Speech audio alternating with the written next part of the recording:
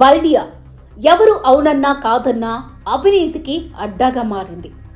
Town planning విభాగంలో తాత్కాలిక ఉద్యోగుల ఆస్తులే పదుల కోట్లలో ఉన్నాయంటే ఈ విభాగంలో అవినీతి ఏ స్థాయిలో ఉందో అర్థం చేసుకోవచ్చు. ఏ సర్కిల్లో చూసినా అమ్యామ్యాలు లేకుండా ఇటుక కూడా పెట్టలేని పరిస్థితి. ఇక అనుమతులలో అడ్డగోలు లోపాలు.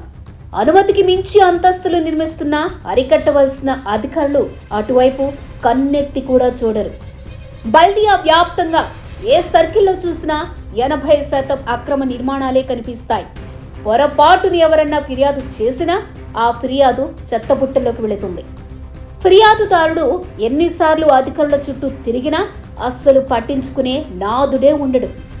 అధికారుల మీద ఒత్తిడి పెరిగితే ఇదిగో ఇలా సీజ్ చేస్తున్నామంటూ సీజ్ చేస్తారు.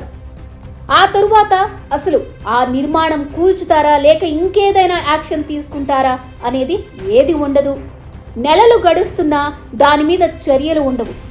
టౌన్ ప్లానింగ్ అధికారుల అవినీతికి వాటర్ వర్క్స్, ఎలక్ట్రికల్ విభాగాల వారు అక్రమ నిర్మాణాలకు అనుమతులు లేని అక్రమ ఫ్లోర్లను నీరు, విద్యుత్ సౌకర్యం కల్పించకూడదు అన్న నిబంధనలు ఉన్నా వాటిని పట్టించుకోరు. కనెక్షన్కు కమిషన్ మాట్లాడుకోవడం తప్ప వాళ్లకు అమ్యామ్యాల మత్తులో అక్రమాలు కనిపించవు. నగరంలో ఏ కాలనీకి వెళ్ళినా అక్రమ కట్టడాలు కనిపిస్తాయి. వీటిని నియంత్రించేందుకు ఏర్పాటు చేసిన చైన్మెన్లు వాటి జోలికి వెళ్లడం లేదు. ఇక చివరకు చైన్మెన్ల డ్యూటీ ఎలా మారిందంటే అక్రమ నిర్మాణం జరుగుతుందంటే చాలు అక్కడికి వెళ్ళి ఏ అధికారిని కలవాలి, ఎవరికి ఎంత మూట చెప్పాలి అనే సలహాలు ఇచ్చే డ్యూటీగా మారిపోయింది.